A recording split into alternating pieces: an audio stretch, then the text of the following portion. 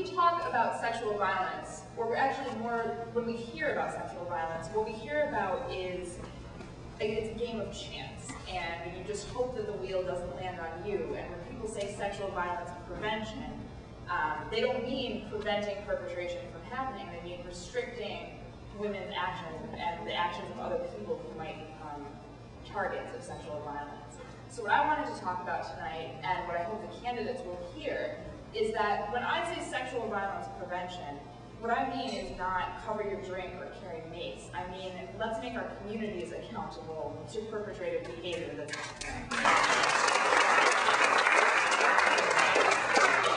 We actually know a great deal about sexual violence and how it happens. Not just the effect on survivors, but that perpetration is actually following a fairly predictable line of behaviors. And when something is predictable, it's preventable.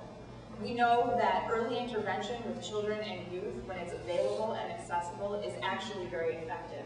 But those opportunities and those resources are not reaching the folks that it needs to reach. So the point is that when we treat sexual violence as a crime that's inevitable, it's an excuse. And it excuses all of us from the responsibility that we have to stop perpetrated behavior in our communities. And that's not acceptable. We shouldn't be excused as individuals who are in relationships. We shouldn't be excused as communities. And we shouldn't be excused as a nation from taking responsibility for when people do violence to other people in our communities. So what can be done? There's actually a lot of wonderful work going on, not just here in Boston through the Boston Area Rape Crisis Center, but in communities all over the country. There's really excellent work that's being done on healing. There's really excellent work that's being done on prevention. Surprisingly, there's actually really excellent work that's going on at the federal level. The Department of Justice has an office on violence against women that provides a great deal of funding to campus programs. The Department of Health and Human Services has actually started to provide funding through a women's health framework, and the Centers for Disease Control has taken the lead in funding real rape prevention education through state departments of public health. So that's great, and what I want the presidential candidates to know is that that funding is constantly under attack, which means that the work that's going on in our communities is constantly under attack. So those programs need to be fully funded, and they need to be a priority of the federal government.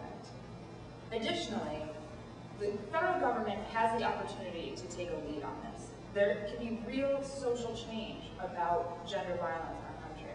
There can be real social change, but it's going to be difficult. And we've seen the federal government take initiative and be a leader when we need to do difficult social change.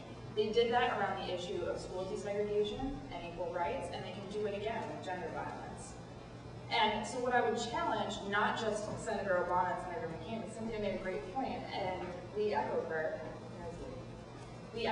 wherever she is that the senators can do this as well. People running for national office can do this as well. And there are two things. I'm only asking for two things. One is that the government needs to take a lead in training. They need to come up with and distribute and make sure that judges and police departments are trained in best practices for how to successfully investigate and prosecute crimes of sexual violence. Further, they need to provide schools with age-appropriate, culturally compelling, comprehensive sex education. Not just mechanics, not just diagrams, real comprehensive sex education. Healthy relationships are not just the absence of violence, but they're talking but what we're talking about here is talking about not just sexual violence prevention, but how to have healthy kids and healthy relationships.